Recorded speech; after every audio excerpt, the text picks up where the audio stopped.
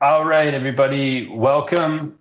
It is a terrific Thursday. Rob and I are here today. Zach is out of office doing some client facing. Boy,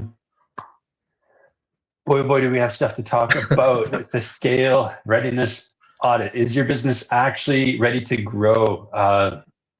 Anecdotal, real life stories, calls that came in this week, and stuff that shan't be said out loud, maybe will be. Where do you want to start, Rob? Yeah. I see all too often small business owners, right? They get really excited by their early success. Well, we've had success in one city. We should have success in all the cities. What? Well, hold on, right? Like, until you've proven out your model and you know that you can take the magic of your one and create that second quote company store, right? And you've proven out that you can reconstruct all your processes, your marketing, your methodologies, right? You can replicate until you have one replication. To try and take on 4 or 5 or more simultaneously is an unmitigated disaster, right? There's got to be an incremental approach. And I'm not even getting into the financial wherewithal that you have to have a bunch of offices all at once. Indeed, I've seen companies say, well, we did this in 6 cities. We're going to greenfield 3 cities at the same time. Yeah. Well, that's a 50% increase in your locations and their time to productivity, revenue gen, right? 6 to 8 months, time to profitability, a year. So how much you got to have in the war chest to be able to pull that off? All of a sudden, they find themselves shrinking by half because they overcommitted beyond what they had available as cash, right? That happens. Yes. So trust your ops person, trust your finance person, do the modeling, right? Like, I'm curious who you were talking to, Jacob, because you said you just had a conversation this morning. Well, let's talk about the modeling first, actually. And it is part of me leading into the answer. I just have to drop this for a second. It's going to age me and I don't care, but I had to introduce a friend to something within the last 10 days because they had never seen it. And the quote is, "What is this? A school for ants?" And the fact is that models are so incredibly important. Because if you want to scale, the first thing you do is build a scale model. Right. Like it is such a critical element. I was talking to a true operator today. It's the kind of business that we like to do. A discovery call where halfway through the guy said, "You've completely blown my mind." But through an introduction of, in this case, a fractional who said, "I know my wheelhouse and I can tell all the rest of this stuff is missing." Not surprising, one of the missing things was the CRM. Now, these guys are actually exploring options, but on a sidebar in a completely different call I had earlier this week, my number is now risen. It used to be $90 million a year, but I now know of a $300 million a year company that has no CRM. Wow. Thank you. Well, wow. How? And so that's one of my points, right? Like, scale happens with systems and processes. Yes. And nothing else. Nothing else can be scaled. Like, if you don't have those, there's nothing to scale on. We label it as the foundation to scale. And I'm really grateful for the gentleman I spoke with this morning, because they had already, when we were talking through stuff, they're like, "Yeah, we looked at that one. We looked at this one." They're actively seeking their model. they haven't committed. But the other piece, which I love throwing under the bus, is if you aren't system and process first, you will buy a piece of technology that does nothing, which is why 55% of CRM implementations still fail after 30 years.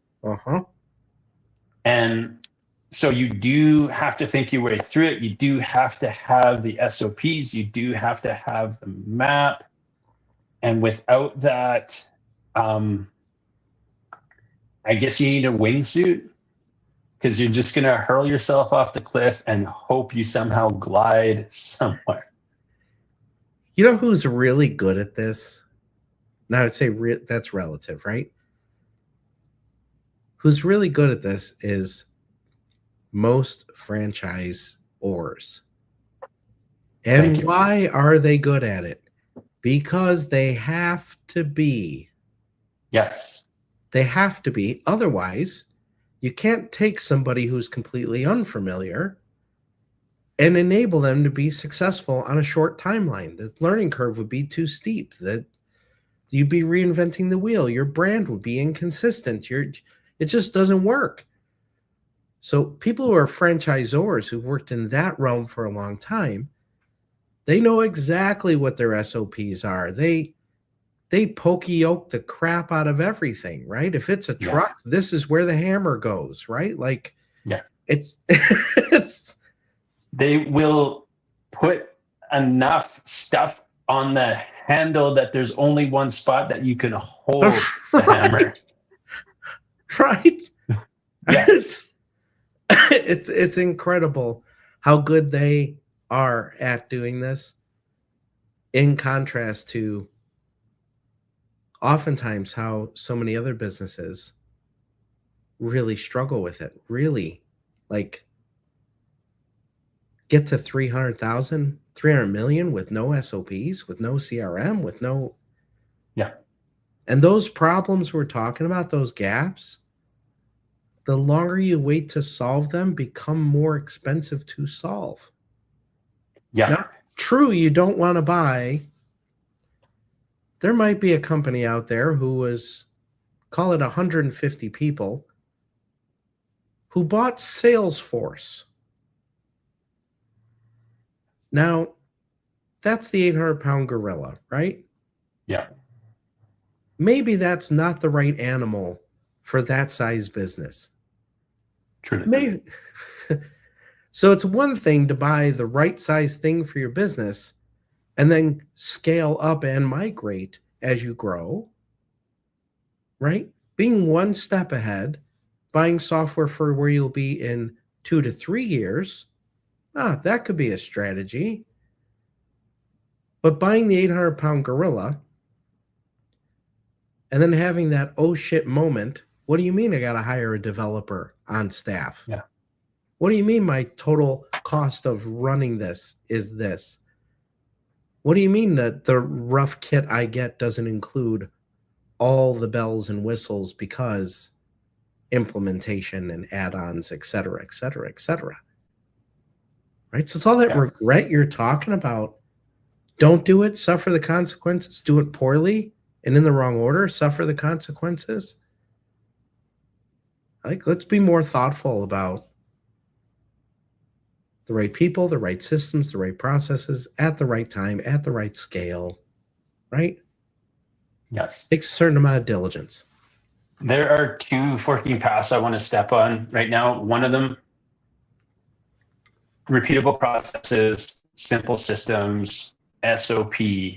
I think one of the advantages in food services has to do with their employee base. Right. This came up actually in the call I had earlier today, and the gentleman I was speaking with, he's like, the fact that you have to think your way through an SOP and simplify it down to the level that somebody without a GED can action the steps has nothing to do with the intelligence of the employee. It happens to do with they have not graduated yet. Right. Right. Unless they are Doogie Howser, they're 2 or 3 years away from a GED. And that's why the SOPs are so clear, because it's a 15-year-old making that sandwich. And I think if every business owner started operating from that, it would create a huge opportunity to just dial things in. We kind of defaulted. It was more anecdotal. I didn't have to explain it to him at all, but I did say, when people are like, what do you really do? Like, what do you do? Like, how does it work? I just say, go watch The Founder and go watch Moneyball and then get back to me. Because you got the data and the math and you have the simplified system. And those are the things that give you scale. And like, you brought that to mind when you went from like, let's go from 6 locations to 3 more. Right. And the likelihood that they have those 6 locations operating the exact same way every single step, right, is no, so low. And so make it up as you go along and do it by the seat of your pants is unscalable. Right? We're back to that. There's no model. There's no repeatable process. There's no tab A into slot B. And too many business owners look at a McDonald's, look at an IKEA, and are like, well, they did it. Right. Without thinking about all the work that went into the design of how. And the testing and the refinement. Yes.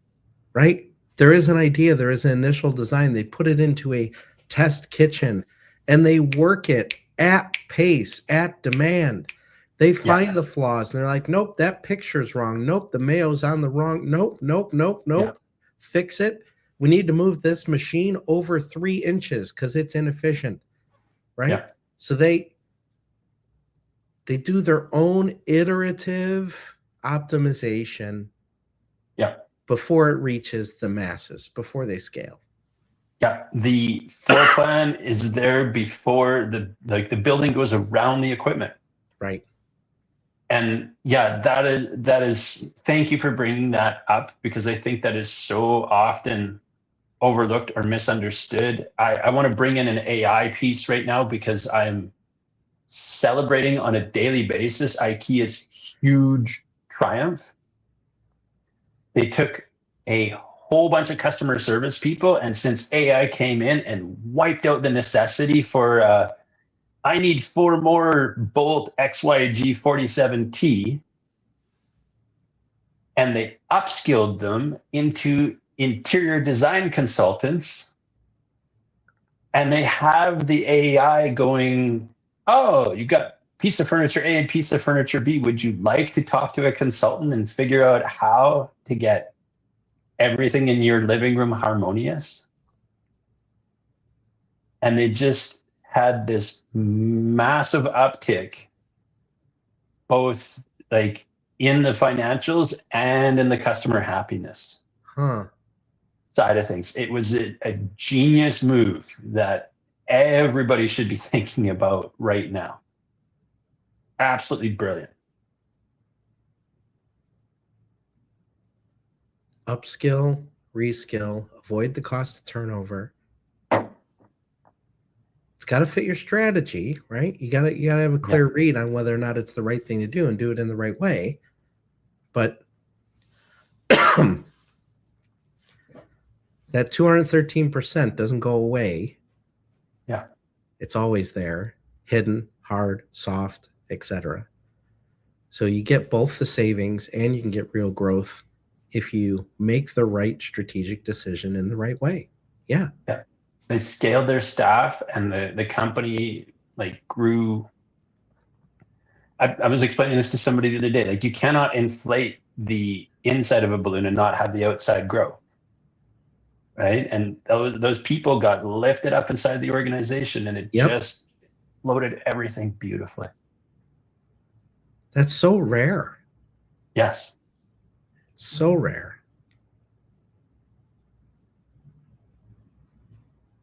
I wonder if you were to do an engagement survey in that company,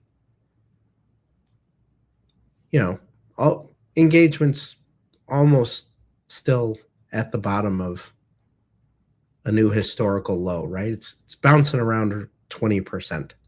Right.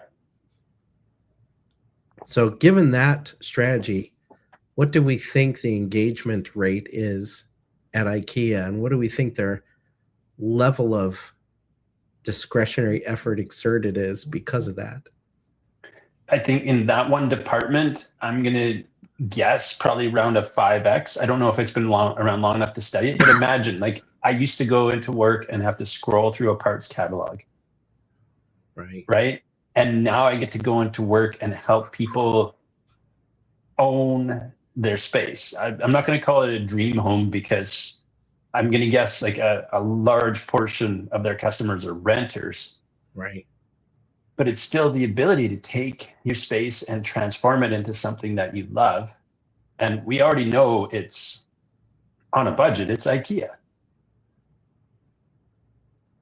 But people are going to be happier.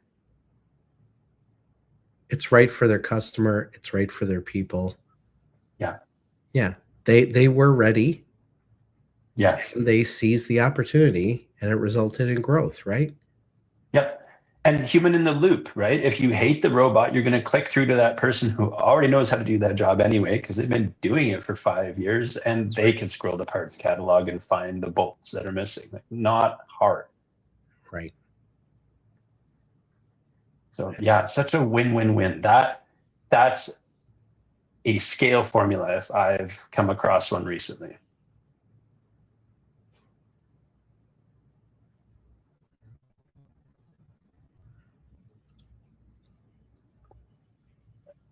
I was talking with a small business earlier this week about scaling their operation. It's a mobile service business.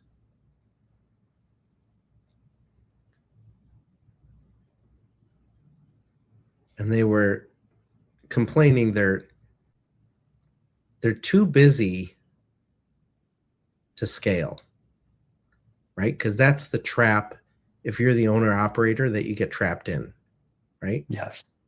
You're driving the truck 60 hours a week. I have no time to get the second truck. And if I get the second truck,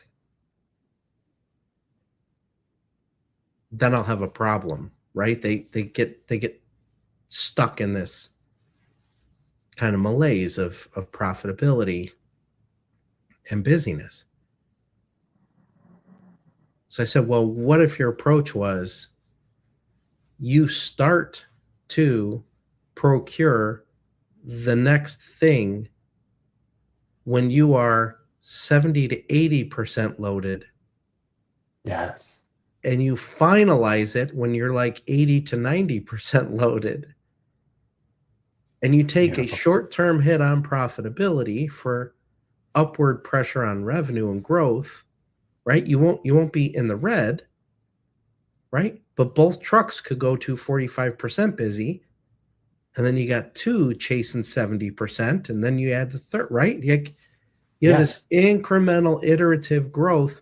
You don't wait until you're working 60 hours a week to then have the problem, right? Because that buffer at the top, that 20%, that's your space to manage the growth. So beautiful. They were like, oh yeah, that makes sense. You're like, come on, guys, right? I get it. It's hard to get out of your own way when you're good at the do. Sometimes it's hard to do the think, right? Yeah. Yeah. So it doesn't really matter doesn't matter if your business is a service or a good, right? Or both, a mix, right? Are you ready to scale? What is the right timing? What are the resources required? What are the processes? What SOPs, systems? Like, you have to almost, you have to do maybe you can't because you're too close to it, right? Yeah. You need like a really critically thinking audit of scalability risk, right? You almost need a third-party consultant to do this for you, to tell you the thing you don't want to hear. And it needs to be built in front of you as a model, because two parties have to be involved. Do not hire a consultant who's going to look at the numbers and be like, cut here, here, here, who doesn't know what being in the field is like. Right. Because, right. Let's use shorter wires. What, ones that don't reach? Right. So you have to be really careful of this stuff. And that's why your point earlier, Rob, coming back to the model, right? If you force yourself to build it, you're going to see the things that don't make sense. Right. I used to live near an architecture firm in Vancouver. I walk by it all the time because before any building went up, you could see that model in the window. And like there's such a sense making to it to really get a feel for what it is, which is, I don't know, there's probably a clean number for this, X more than describing it. But once you have a model, you can put inputs here and see outputs there and feel what it's like to push down a lever, and it starts to make sense. Yeah. Yeah. And the model does not prevent the accommodation of unique dimensions and exceptions, right? Yes, we want every process to be the same, but every building, every restaurant, it depends. They're not all exactly the same. Mm-hmm. So sometimes there's a small sub-optimization that is the result of a customization due to your actual constraints, right? You just, that won't fit here, right? Manage that accordingly. Seek the point of greatest optimization and standardization, and make sure that when you have to make the exception, you make it as minimal cost as possible, right? Mm-hmm. Least hurt. Yeah. Yeah. Yeah. It's not, do you remember when Wendy's sold baked potatoes? Yes. Yes. They don't sell anything that is even similar to that. Right. So when you do that kind of thing and you jam that into your process flow, the question becomes, where the hell do we put it? Yeah. And then watch how your people run around in an incredibly inefficient way. Yes. Because where's the oven relative to where the potatoes are, relative to where the front end coordinator grabs it and puts it in the packaging and like fully kits it and ships it, right? Like there's a potato process that is different than the French fry process, that is different than the hamburger process, that is different than the Frosty process, that is wholly different than the salad process. And all of these processes need to be harmonized. Magic word there. Yes, magic. Magic word there, Rob. Thank you. Yes. That is so well said. So, we do like to fold in some strategic and some tactical. I've hammered model over the head. We kind of touched on SOP. Is there anything else that you think is an absolutely critical element that we haven't mentioned? I think, yeah, strategically scale.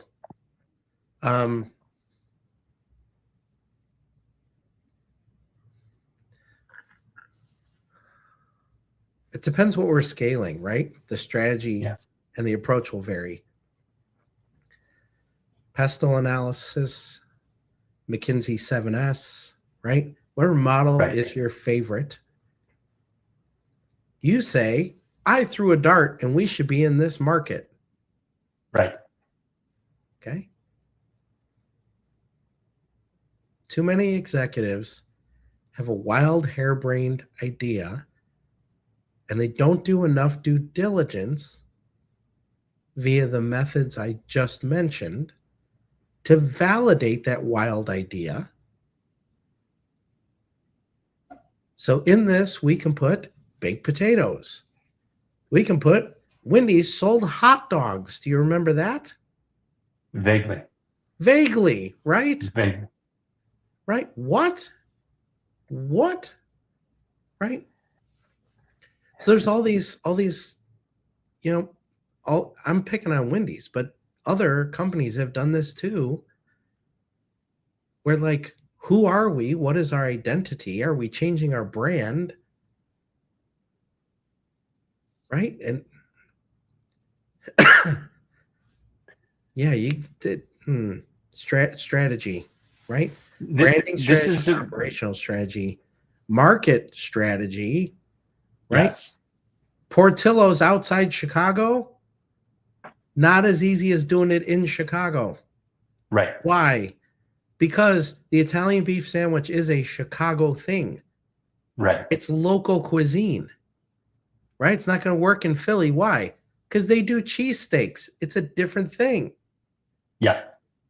It ain't my thing. Right. Yeah. Right. So you could buy Portillo's and you could say, I want them everywhere. Well, you might want that. It just might not play everywhere. Because Yes. not everyone eats beef sandwiches and Chicago hot dogs because they eat other things. Absolutely. Yeah, up in Canada, they're big fans of smoked meat, aren't they? Certain parts. Yeah. Yeah. Yeah. I'm sure there's a shop on every corner in Montreal. Right. And I can name the 2 in Vancouver. Okay. Yeah. Okay. And so that's the thing. A nationwide chain is highly unlikely. Highly unlikely. Yeah. So they end up learning that lesson the hard way. And now those that are successful are located where there are a high number of Chicago transplants. Mm-hmm. So, yeah, know if you need to invent a culture for the consumption, right? Absolutely. Do you need to create demand? Well, it's easier to go somewhere and scale where there is demand, right? It's easier to capture a market than it is to invent a market. Very true. Yeah. And I want to stay on that thread for a second, because as you stated, like, that's an inside outside scenario, because just as often it's like, oh, we're in the X business now, or I invented a new product, right? It's not just let's scale into a new location, but also there's a lot of invention that can happen inside of an organization that isn't necessarily related to the customer either. And then the same thing happens inside of processes as well. We have a new way of doing things. Why? Because I had a feeling about them being done this way. And like, what about the people who have to implement it? They'll figure it out on my whim. Yeah. Yeah. You've seen this. And so that's, again, like, to hammer it for the 11th time, model. And one of the best ways of modeling is build it from the pieces that are already there. Yes. I like to put a plug in here for job aids. Yes. Simple, picture-based, simple. Yes. I'll keep saying simple. Job aids. Here is where your hand goes on the torque wrench. Yes. Otherwise, it's not going to work correctly. You get the wrong torque, and then downstream, you end up with problems in customer service, right? So the torque spec on the bolt is this. Here is the tool. Here is how to use the tool properly. You position it like this. You put your hand here, and you turn it like this until it clicks. It's one picture with an arrow on it at that station. If you get that discrete, you get repeatable performance. You get quality. Thank you. And just to reiterate what you said in a different way, on the black handle, place hand on the yellow outline. Right. the thumb part is colored blue. Right. It's okay to go to that level, because if you make it that clear, people don't get insulted for being treated like idiots. You can write it in such a way and give them the ability to just have their life be simple. Don't they want to do a good job? Thank you. Like, we can go into behaviorism, right? And like the nature of humans wanting to generally do a good job, be proud of the work they did, produce a quality product, right? Like, the alternative is they're completely malicious. Right. And that's that higher in the first place. The great example here, which I love, foundational for me. You may or may not know this, Jacob, but when you're firing a rifle, the headspace on the weapon is mission critical. Right. Right? Otherwise, it will jam. It won't eject correctly. You will have malfunctions in the mechanism of in this case, a machine gun. The Modus 50 cal. So what is the headspace? Explain that for all of us. Okay. The headspace is the distance between the end of the barrel and the action. Okay, perfect. So when you load the round, you load it the right distance, right? It's not backed out, right? Right. So on the Modus, you shoot it until the barrel is red and it's steel. And then you unlock and remove the barrel, drop it in the sand in front of the gun. You put a new barrel on, spin it like that. Tick, tick, tick, tick, tick, tick, tick. It tightens. The question is how tight, because it's threaded, you need to set the head spacing. Right. If you get it wrong, the gun will malfunction. If you get it really wrong, people will get hurt because that cartridge will explode and the gun will explode, right? Right. So it's got to be right. There's a go and there's a no-go. And it is literally chained to the body of the gun. So you spin the barrel on and you grab the key, and one side says go and one side says no go. Beautiful. And you stick the go side in. Yay, it fits. We're go. You stick the no-go side. If it goes in, no go. Right? You're not tight enough. So yes, standardization, poka-yoke, you can make it, in this case, marine proof. Right. Battlefield stress proof.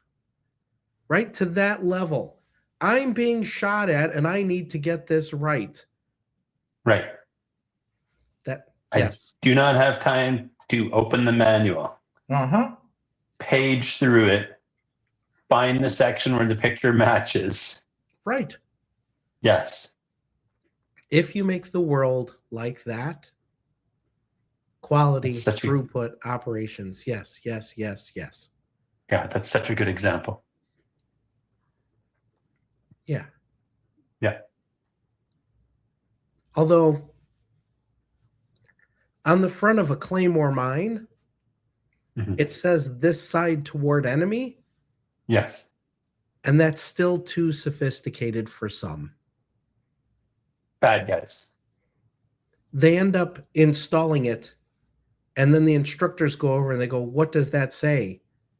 And it says this side toward enemy. And they say, are you your own enemy? Right. And they go, huh? They say, turn around, idiot. The enemy's over there. Right?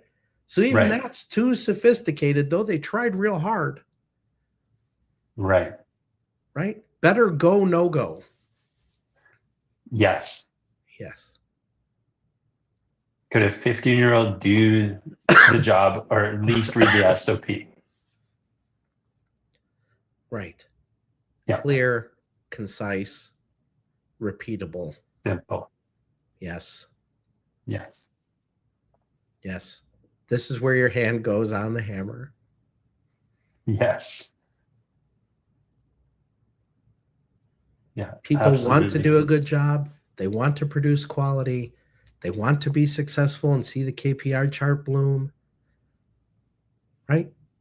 They don't want to get in trouble for not doing it right. So help them do it right, right? Yeah. Then you can scale. Then you can scale. Absolutely. Boy, we covered a lot today, huh? Yeah. Yeah. This has been a really good one. Ops, strategy, operations, detail. Yeah. Yeah. Yeah. Do that Beautiful. audit. If you don't know how to, ask for help. There's plenty of help out there. Plenty of help out there. Right. Yeah. Plenty of help. And trust the outsider who will tell you the thing that you need to hear, not what you want to hear. Absolutely. Yeah. When they say you're not ready, don't tell them you're an idiot. Say, why? What do you see? What are we missing? Right? Yes. Maybe that 8% you're putting on the bottom line and the $12 million you have in the bank is not enough to greenfield 50% more locations in 1 year. Exactly. Right? Maybe it's not. Never mind that only 4 of the 6 that you currently have are really running and profitable. Right? How would we know that? Right. Thank you. That's right. Perfect tying of the bow. Yeah. Awesome. Zach missed out. Thank you so much. He did. He absolutely did. Thank you guys so much for being here. And thanks for your time, Rob. Awesome. Good stuff, Jacob.